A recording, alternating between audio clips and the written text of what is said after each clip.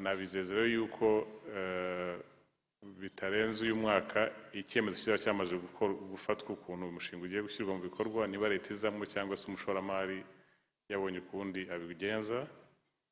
Ngahamya yuko mu ntangiriro z'umwaka utaha umushinga uzaba watangiye gushyirwa mu bikorwa, gutangira gukorwa, hanyuma wenda mu mezi 6 akaba aribwo abantu dushobora gutangira guhuza imiyoboro. So nabizeza rero yuko 2020 rwose izajya kurangira dufite interoperability switch ihuza imiyoboro yose. ngira ngo Karamuka yavuze kare, guhuza ibigo by'itumanaho bikora mobile financial services, guhuza amabanki za sako za abandi bose ba fintech. ni umuyoboro uzawuhuza abantu bose bakoresha ikoranabuhanga mu kwishyurana. Mpamye yuko mu mwaka utaha bizaba byatangiye gukora kandi bizurushaho guteza imbere gahunda turimo tuvuga ya cashless.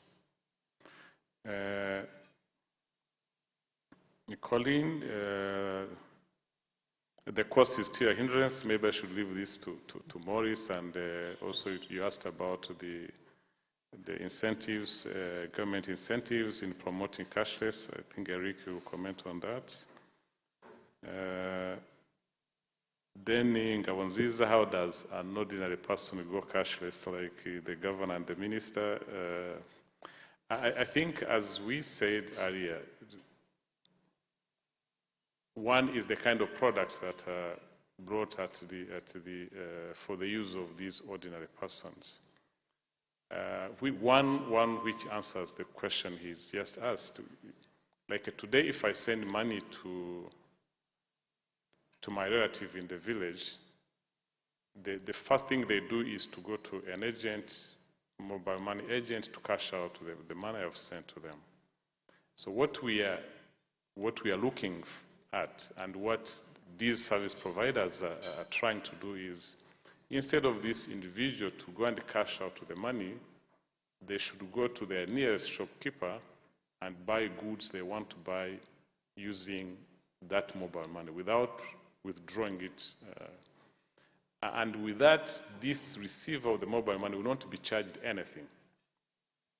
So that is what we are saying, the footprint of these points of sale, whether virtual or in fact, we can only use the virtual points of sale, how we can easily reach every trader in Rwanda, so that somebody having money on their phone can easily go to a merchant. You want to buy anything you want to buy, you should be able to use your mobile money without having to cash it out.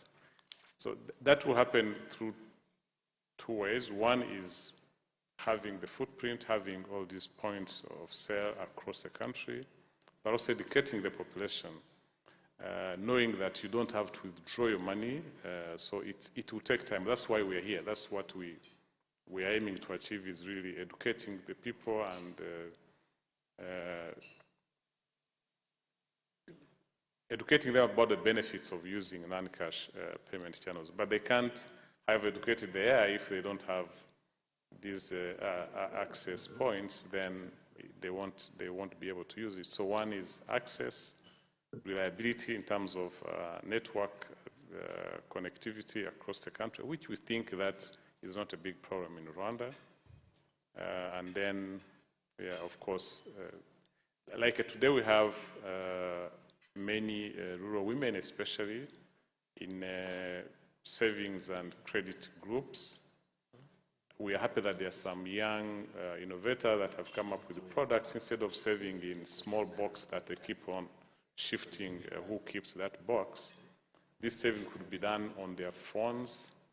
And what is important is for the service providers create products that enable these rural women or even men to save using mobile money channels without incurring any cost that would discourage them from using these digital channels.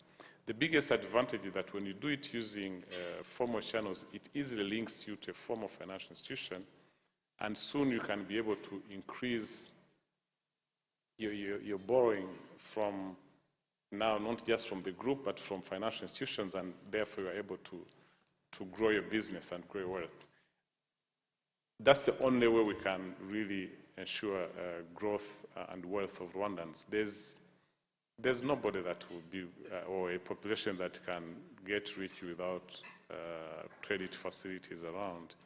And as I said, I think the biggest innovation we see, and we're happy of, is the microcredit loans that are being given now using digital channels that many people have been able to access, and that is making a difference.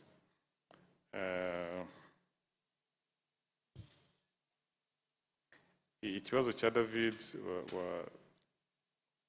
muri radio dis ubwo ngira ngo karamuko wenda wagira icyo wari wakivuzeho mbere ariko wakongera bene gakora iki kugira ngo yongere the infrastructure n'ubwo ba service providers n'abashinzwe kubikora, ariko twebwe nka regulator turafasha iki kuzamura ibyo ngibyo. Hanyuma icyo kwishyuza uwohereje amafaranga n'uyakiriye ngira ngo nagishubije. Igisubizo ni uko uyakiriye yo kujya kuya cashing out, kuko iyo ngiye kuri telefone nkohereza amafaranga, it's an operation, ni ikintu nkoresheje ya service itangwa n'uyu mu service provider, therefore aranca amafaranga ko nohereje ayo mafaranga. Wa wundi yakiriye najya kuri agent runaka kuyakurayo, of course wa mu agent uri mu bikora arahembwa na ya service provider, therefore hari charge n'ubundi bari buguce kugira ngo wa mu agent ashobore kuguha amafaranga. Ariko nukoresha amafaranga kugura ibintu utayakuye kuri telefone yawe, babandi waguzeho ibintu nibo bagira ka charge gatoya bumvikana bazishyura. Icyo gihe bigatuma abantu benshi, nawe bimworoheza kwakira abaguzi benshi, bimworoheza kutagira amafaranga ajya kubika n'ikibazo cy'uko bayamwiba. Uwo nguwo we rwose yaba afite icyo yishyurira. Ibyo nibyo dushaka kugeraho rero kugira ngo tugabanye ikibazo cy'abantu binubira ko bacibwa amafaranga bagiye kubikuza baboherereje.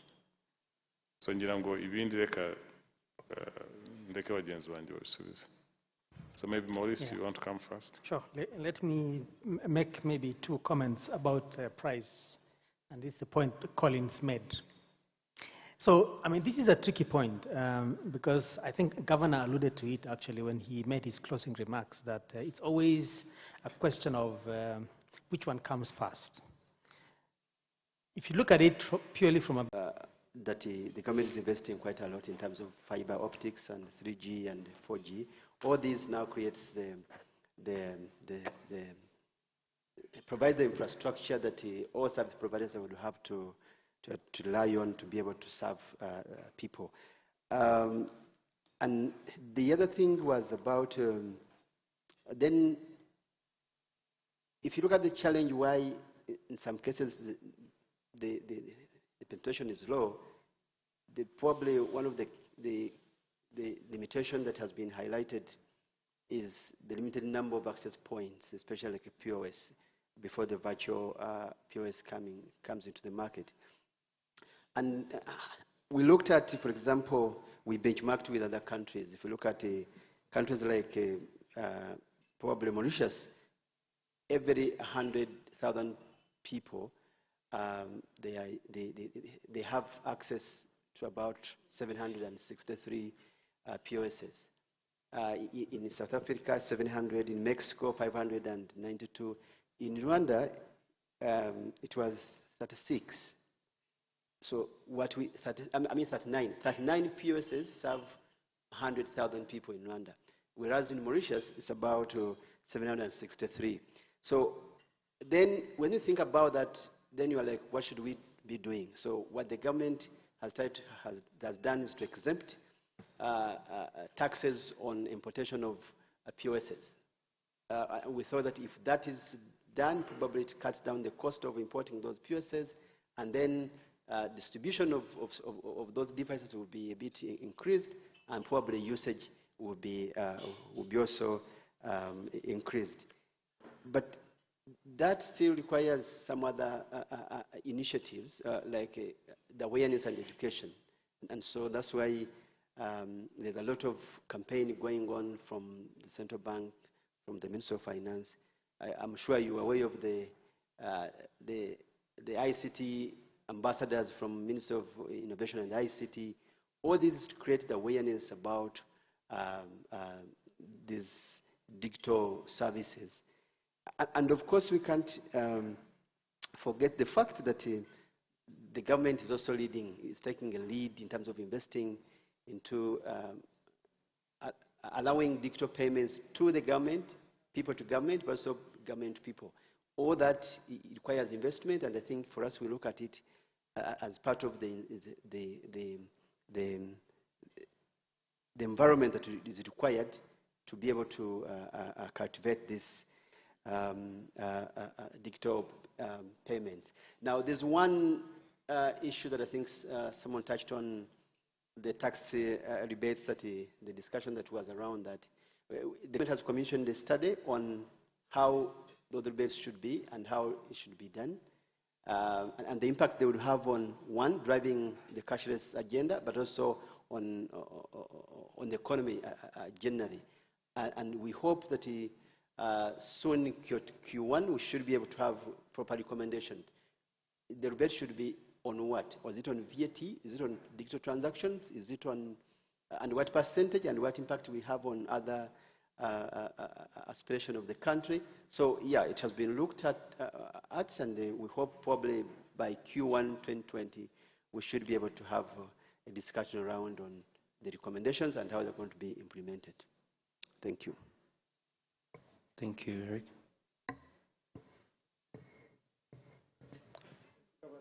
Just comment on this issue of infrastructure, especially on ATM, that is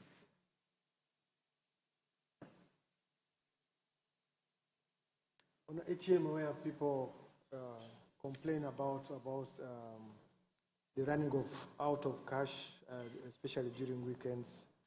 So when I read the cashless journey in Rwanda, what I'm seeing is that the public is lagging behind the service providers. What I want to say here, when we started with ATMs. That was the only channel that we could use. And at that time, people are going to on the counter instead of using the ATMs. Now the service providers are moving away from the ATM, which are expensive, towards more efficient channels. So now people are now using ATMs. They are no longer on the counters, so they are now using ATMs. And the banks are no longer investing much in ATMs. They are using alternative channels like agent banking, mobile banking, and other channels that are more affordable, more efficient. So that's in fact, with this campaign, we want the public and the service provider be at the same pace, and this is very important. That's why you see, for example, even the physical point of sales that we are referring to here, maybe next 2 years, they will no longer be there. So, and this will help, by the way, just to answer the question from David, that even adopting more affordable devices will help also to serve even the bottom of the pyramid. So what we want is to make sure that people understand all these dynamics around cashless and make sure that we go together. Thank you, John. Governor, if with your permission, we can take the last round. Yeah, we can take the last round. So we have one person here, and then we have, okay, these three last questions. Yes, let's start from here.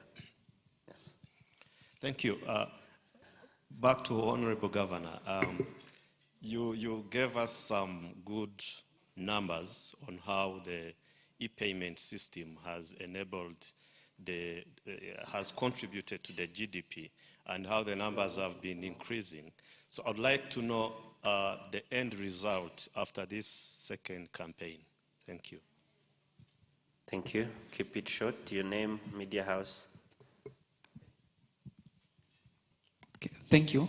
My name is Leonce Muvunyi. I work for Rwanda Today and the East African newspaper. This is the second campaign. The previous one was in 2017. How was the previous one in terms of people's perception, experience? And while we go cashless, what are the current status of our money we save digitally? And the last. Can you repeat that? The current status of security around our money we save digital in this system. And then lastly, some people have been mentioning something around the confidence of adopting this digital payment system. What are you going to, to do to respond to these challenges, maybe apart from this campaign? Thank you. Thank you. Last one from Collins. As a follow-up question, what is the current cost of handling cash by the government's estimate? What's the current cost of handling cash for merchants? That could also be from a bank's perspective. And also, what is the cost of cash to government at the moment, if you have any estimates? And also, as a follow-up question, is beyond the micro digital loans and the volume of transaction on mobile money and banks, what other measure does government use to measure the extent of the penetration of cashless? I don't know if I'm clear. Thank you. Collins. Yeah, thank you. What are we looking at after the campaign? I think we have a medium-term target that we are working to achieve. As I said, we moved from 0.3% as a percentage of GDP, the electronic transactions, in 2011. Today we are at 34.5, and our target is to achieve 80% by 2024. So these campaigns building really to deepen the use of electronic means, and that's the main target I can refer to in terms of what we want to achieve.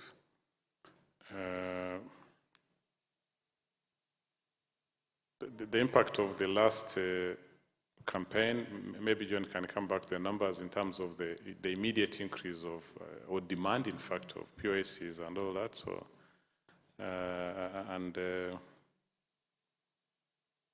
the current cost of handling cash, I don't know if John has any specific number, but I think last time we didn't go back to that. But last time when we were doing the campaign, that was one of the main messages we are trying to sell. The easiest cost you would see is the cost of printing cash. But I think that is maybe, though that is easy to quantify, but might be the smallest. The cost of handling itself is much bigger than the cost of printing. But the cost of printing, I think we estimate at around maybe $1.5 million per year when you look at the entire denominations we have within the country, because we normally print almost every 3 or 4 years with new notes. But then the cost of handling to the central bank, the cost of handling to the banks themselves, the cost of transporting cash from the merchants to the financial institutions, the entire ecosystem, when you put it together, the cost of using cash is really big. In fact, even individuals, we complain about the charges by the service providers, but when you look at what you would pay to use cash means, because you have to move to a bank to collect cash. For example, today, as I said, I send money to different people. I sit here, as we are sitting in this meeting, I sent money to somebody in Nyagatare. Originally, I would have to take somebody, put them on the bus, go and deliver the cash. So the cost, and that is in terms of the transport cost, but the cost in terms of time, today I do it in seconds. Somebody sends me a message, I want this money, I send the money instantly. Originally, it would have to take time to get somebody to send. So really the benefit of using non-cash means is the cost of using cash is much, much bigger than we can easily. That will require research to be able to establish the actual cost of using cash.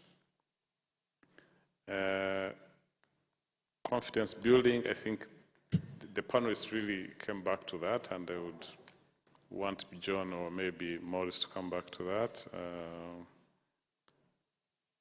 And then on I think there's the last question, penetration. I would leave that to John as well. John, I think you can make comments on the different questions that I didn't add, then any other member of the panel can add to the questions.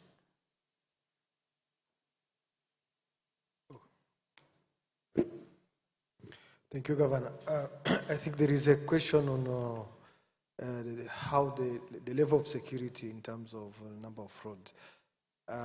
What we can say today, the numbers we have, really the case of frauds we have are very minimum compared to other countries, and we can say on average that we have on a quarterly basis a dozen of cases, and most of them we are able to recover the money because we are somehow in a closed system, so we've not really seen really a big number of cases. On the campaign, by the way,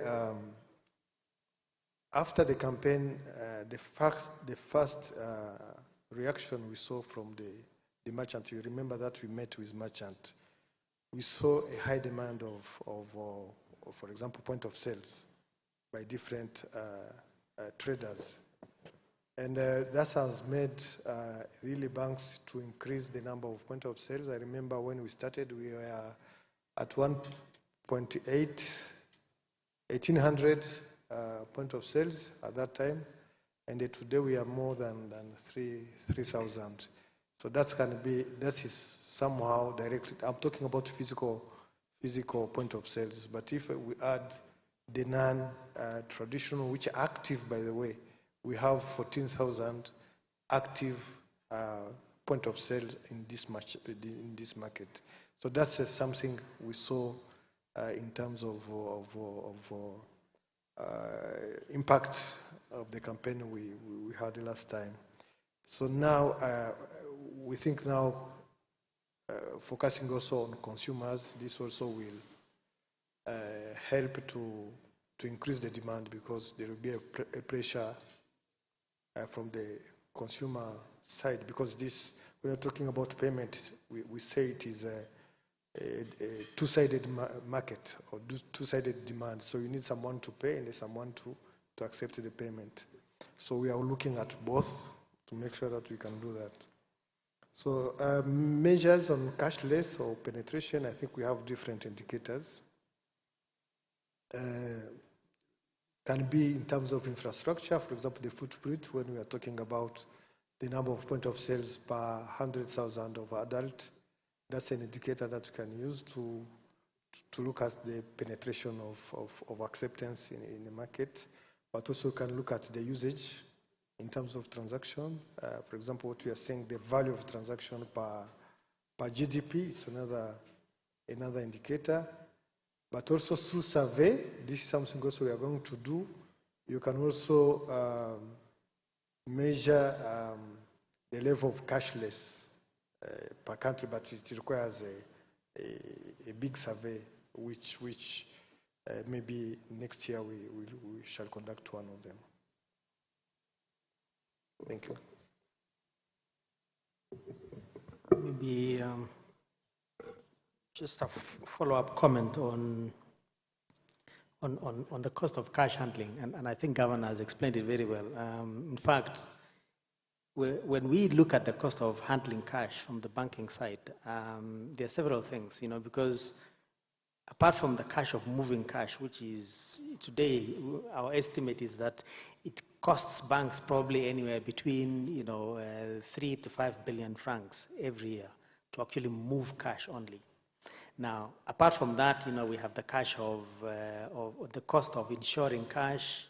There is the cost of the tellers who dispense cash in the branches. Of course, there's a loss that usually also arises, from cash handling on a day-to-day basis in the banks. And if I recall, when we last did an estimate of this at the Bankers Association, we were looking at anywhere between 18 and 20 billion per year as the cost of handling cash. Now, that is much more than the profits of all the banks, in this country, except possibly Bank of Kigali today, and that's significant. That's huge.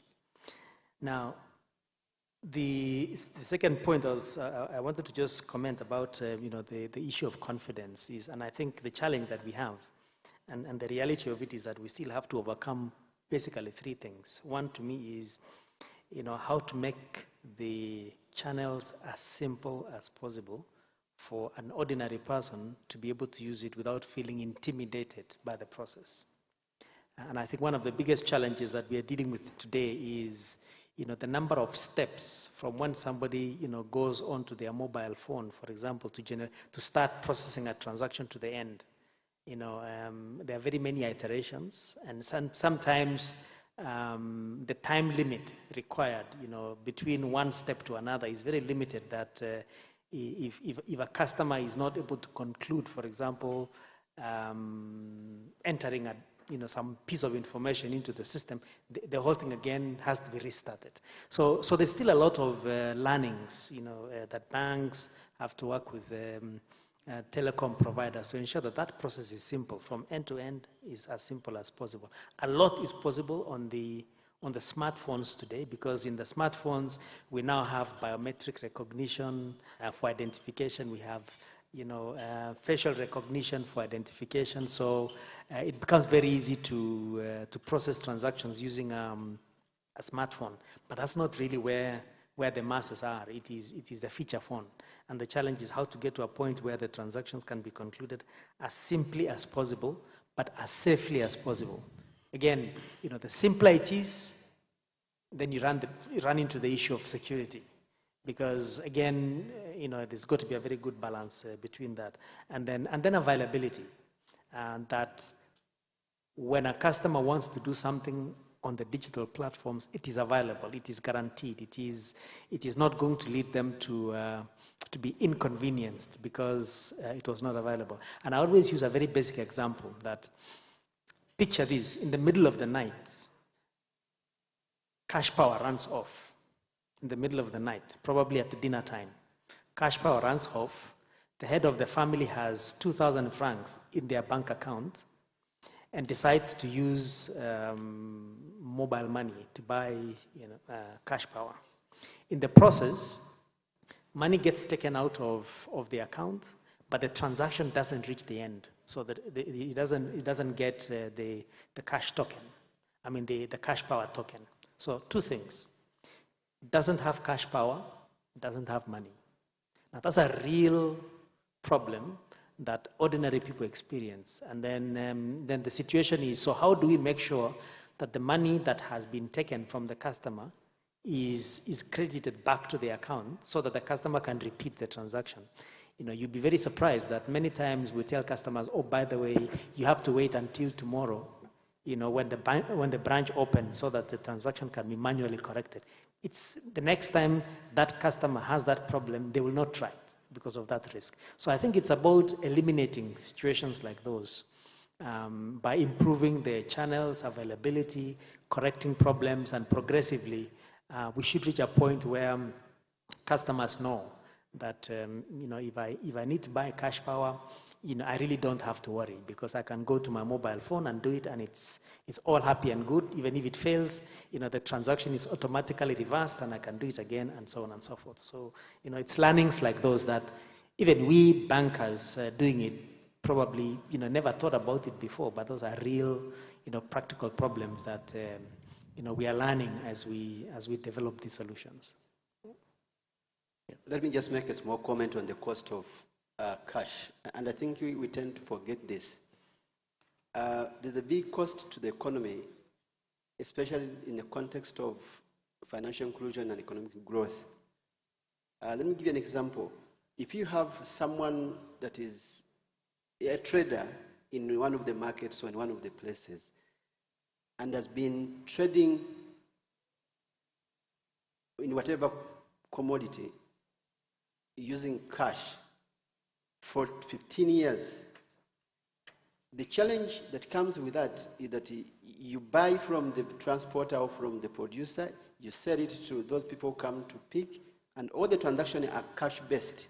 And so the tendency is that in the morning you have cash, you buy, and then you sell, and then by end of the day you go home with your cash. Then you could do that for 20 years.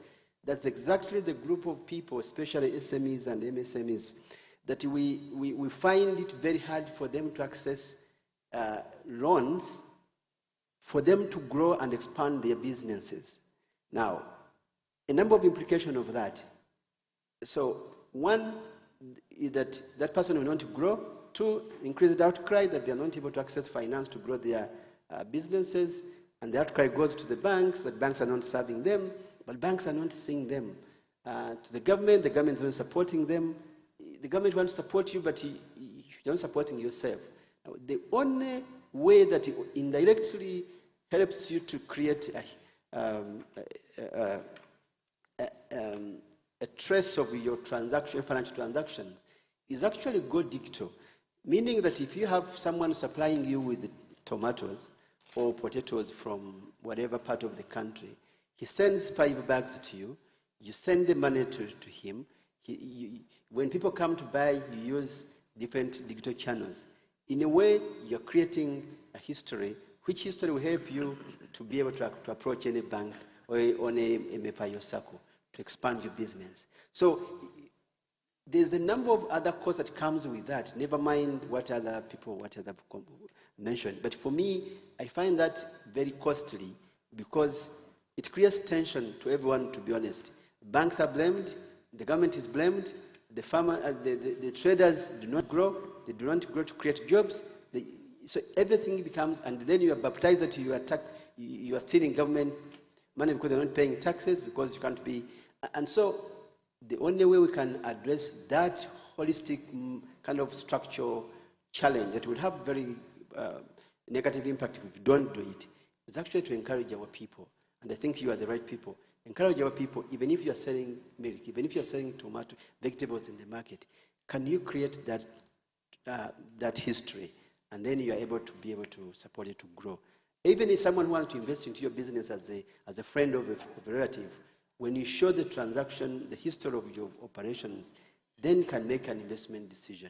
And so we think that is the benefit of going digital, but if you don't do it, it has a huge cost to the households, to the business community, but also to the economy. Thank you. Thank you so much. Thank you for your time. Thank you to our media partners for your time. And we hope that you're going to send out this message, and all of us will go cashless. Thank you once again.